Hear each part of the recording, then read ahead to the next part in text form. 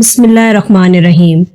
इब्राहिम बिन बशार रहमतुल्लाह ताला अलैह ने अपना एक वाक़या बयान फरमाया। एक मरतबा हज़रत इब्राहिम बिन अदम रहमतुल्लाह ताला अलैह के साथ थे। सफ़र पर चलते चलते हमारा गुज़र एक सहरा में से हुआ। वहाँ रास्ते में एक जगह इंतहाई ऊंची कब्र नजर आई। मैंने देखा कि हज़रत इब्राहिम बिन अदम रहमतुल्लाह ताला अलैह इस कब्र को देखकर आबदीदा हो गए और उनकी आंखों में आंसू आ गए। मैंने उनसे सवाल किया कि हुजूर ये किसकी कब्र है जिसे देखकर आप इस कदर रंजीदा हो गए हैं।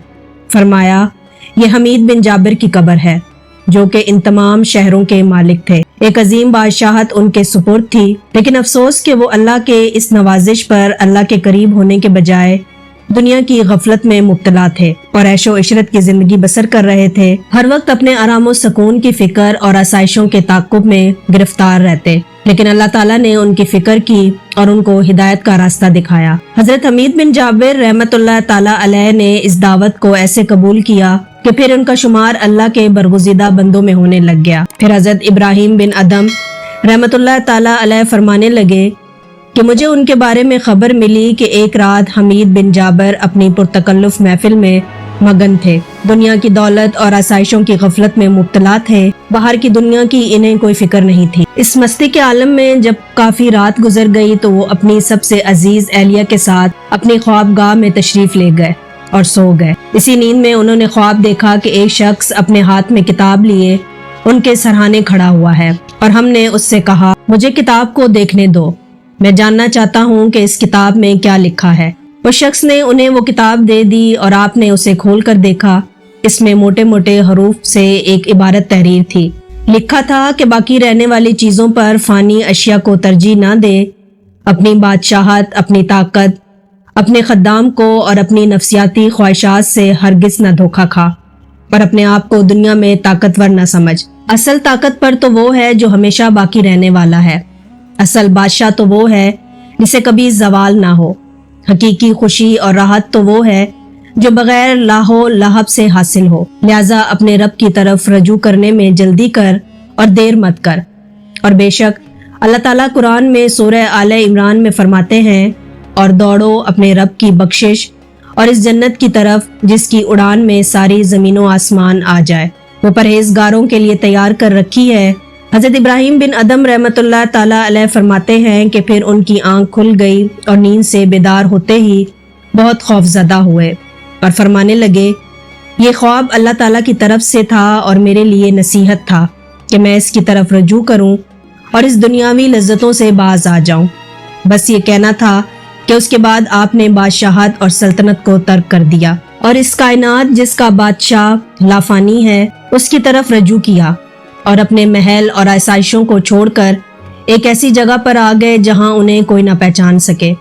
उन्होंने पहाड़ पर अपना एक आर्जी ठिकाना बना लिया और वहां अल्लाह की इबादत करना शुरू कर दी और इस इबादत में ऐसी दिलजोई इख्तियार की और इसी तरफ से अल्लाह के हुजूर मुतवज्जा हुए कि अल्लाह ने अजीम मुकाम अता फरमा दिया और उन्हें अपना खास कुर्ब बख्शा। हजरत इब्राहिम बिन अदम रहमतुल्लाह ताला अलैह फरमाते हैं कि मुझे उनके मकाम व मंजिलत के बारे में इल्म हुआ तो मैं इनसे मुलाकात के शर्फ के अवज़ से हमीद बिन जाबिर की खिदमत में हाजिर हुआ और उनसे उनके हालात दरियाफ्त किए। तब उन्होंने अपना वाक़या सुनाया। उसके बाद मैंने उन्हें अपने सब हालात के बारे में आगाह किया। मेरी इनके साथ एक अच्छी निस्बत हो गई थी। मैं अक्सर इनसे मिलने आया करता था। उसके एक अरसे के बाद उनका इंतकाल हो गया और यहीं इनको दफनाया गया। अल्लाह पाक ने एक खास मकाम और मंजिलत से नवाजा। अल्लाह पाक उन पर खास करम फरमाए और हमें भी उन जैसी नेक सीरत अता फरमाए। दोस्तों, अब मैं आपको इब्राहिम बिन अदम रहमतुल्लाह ताला अलैह के बारे में कुछ बातें बताती हूँ। उनकी जिंदगी के चंद वाकयात आपके सामने पेश करती हूँ। हजरत इब्राहिम बिन अदम रहमतुल्लाह ताला अलैह बल्ख के एक शाही खानदान के फर्द थे। आपकी कुनियत अबू इसहाक थी और शहजादों में आपका निस्बे आला हजरत इब्राहिम बिन अदम बिन सुलेमान बिन मंजूर बल्खी से जा मिलता है। हजरत जुनैद बगदादी आपकी तौसीम में फरमाते हैं कि अलूम की चाबियां हजरत इब्राहिम बिन अदम हैं। हजरत इब्राहिम बिन अदम अपने ज़माने के यगाना और आरफियत गुजार थे। हजरत इमाम अबू हनीफा रहमतुल्लाह ताला अलैह के साथ रहकर इल्म हासिल किया। एक मरतबा इमाम आजम अबू हनीफा रहमतुल्लाह ताला अलैह मजलिस पाक में हाजिर थे तो बाज लोगों ने हिकारत अमेज निगाहों से देखा। لیکن حضرت امام ابو حنیفہ رحمۃ اللہ تعالیٰ علیہ نے انہیں سیدانہ کہہ کر مخاطب فرمایا اور اپنے نزدیک جگہ دی، اور لوگوں نے سوال کیا کہ انہیں سرداری کیسے حاصل ہوئی۔ امام ابو حنیفہ رحمۃ اللہ تعالیٰ علیہ نے فرمایا، ان کا مکمل وقت ذکر و شغل اور وظائف میں گزرتا ہے اور ہم دونوں مجالس میں حصہ لیتے رہتے ہیں۔ ایک مرتبہ شکار کے لیے جنگل میں نکل گئے، انہیں آواز آئی، اے ابراہیم تو اس کام کے لیے پیدا نہیں کیا گیا۔ یہ آواز سنتے ہی آپ متنبہ ہوئے اور تمام مشاغل کو ترک کر دیا اور طریقت کی راہ اختیار کی اور حصول طریقت پر سختی سے کاربند ہو گئے۔ مکہ مکرمہ تشریف لے گئے، وہاں پر حضرت سفیان ثوری رحمۃ اللہ تعالیٰ علیہ اور حضرت ابو یوسف سے استفادہ کیا اور ان حضرات کی خدمت میں کچھ وقت گزارا۔ مکہ مکرمہ میں کچھ عرصے کے بعد ملک شام کا رخ کیا اور وہاں رزق حلال کے حصول کے لیے مصروف کار ہو گئے۔ آپ باغات کی نگہبانی کر کے رزق حلال کماتے۔ حضرت ابراہیم بن ادم رحمۃ اللہ تعالیٰ علیہ فرماتے ہیں، 3 حالتوں میں دل جمع حاصل نہ ہو تو سمجھ لو کہ اس کے اوپر باب رحمت بند ہو چکا ہے۔ پہلی تلاوت قرآن کے وقت، دوسری حالت نماز میں، اور تیسری ذکر و شکر میں۔ اور عارف کی شناخت یہی ہے کہ وہ ہر شے میں اصول عبرت کے لیے غور و فکر کرتے ہوئے خود کو حمد و ثنا میں مشغول رکھے اور اطاعت الہی میں زیادہ سے زیادہ وقت گزارے۔ فرماتے ہیں 3 رجحانات رفع ہونے کے بعد قلب سے سارے خزانے کشادہ کر دیے جاتے ہیں۔ اول یہ کہ کبھی دنیا کی سلطنت قبول نہ کرے، دوسرا یہ کہ اگر کوئی شے صرف کر دی جائے تو غم زدہ نہ ہو، تیسرا یہ کہ کسی شے کے اصول پر اظہار مسرت کرنا لالچی ہونے کی علامت ہے اور غم کرنا غصے کی نشانی ہے، اور تیسری یہ کہ کسی بھی طرح تعریف پر کبھی خوشی نہ کرے، کیونکہ اظہار خوشی کرنا کمتری کی علامت ہے اور احساس کمتری والا ہمیشہ ندامت کا شکار ہوتا ہے۔ آپ رحمت اللہ تعالیٰ علیہ نے کسی سے سوال کیا، تم جماعت حق میں شمولیت چاہتے ہو؟ اور جب اس نے ہاں میں جواب دیا تو آپ نے فرمایا، دنیا اور آخرت کی پرواہ نہ کرتے ہوئے خود کو غیر اللہ سے خالی کر لو اور اس کے حلال استعمال کرو۔ پھر فرمایا، روزہ، نماز اور جہاد پر کسی کو جواں مردی کا مرتبہ اس وقت تک حاصل نہیں ہو سکتا جب تک کہ وہ یہ محسوس نہ کر لے کہ اس کی روزی کس قسم کی ہے۔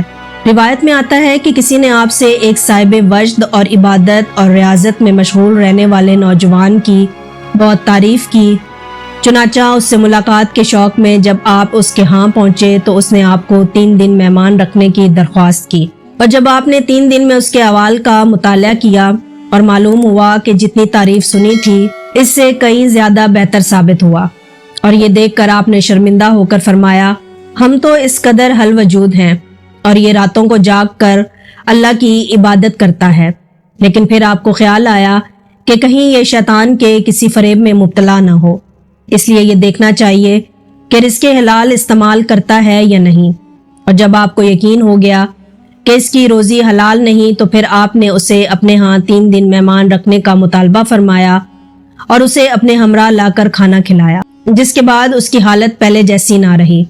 اور جب اس نے پوچھا کہ یہ آپ نے کیا کر دیا ہے تو فرمایا، تو رزق حلال حاصل نہ ہونے کی وجہ سے شیطان کے فریب میں پھنس چکا تھا۔ اس واقعے سے معلوم ہوتا ہے کہ تمام عبادات اور ریاضت کا تعلق صرف رزق حلال پر موقوف ہے۔ ایک شخص برسوں آپ کی صحبت میں رہ کر جب واپس جانے لگا تو عرض کیا کہ اگر کچھ خامیاں اور برائیاں آپ نے میرے اندر دیکھی ہیں تو مجھے نصیحت فرما دیجئے، میں ان کو ٹھیک کرنے کی کوشش کروں گا۔ فرمایا، میں نے تمہیں سدا نظر محبت سے دیکھا ہے، تو عیب تو صرف دشمن ہی دیکھا کرتے ہیں۔ جب لوگوں نے آپ سے دعاؤں کی عدم قبولیت کی شکایت کی تو آپ نے فرمایا کہ تم اللہ کو پہچانتے ہوئے بھی اس کی اطاعت سے گریزاں ہو، اس کا رزق کھا کر اس کا شکر ادا نہیں کرتے، دوسروں کی عیب جوئی کرتے ہو، پھر بھلا خود سوچو ایسے لوگوں کی دعائیں کیسے قبول ہو سکتی ہیں۔ ایک روایت کے مطابق آپ نے 166 سال کی عمر میں وصال کیا۔ آپ کی گمشدگی کی وجہ سے نہ تو یہ معلوم ہو سکا کہ آپ کا مزار کہاں ہے اور نہ یہ کہ آپ کا انتقال کس جگہ ہوا۔ بعض حضرات کا خیال ہے کہ آپ کا مزار بغداد شریف میں ہے۔ دوستوں، امید کرتی ہوں کہ آپ کو میری یہ ویڈیو بہت پسند آئی ہوگی۔ اللہ پاک ہمیں بھی ان بزرگوں جیسا بنا دے، آمین یا رب العالمین۔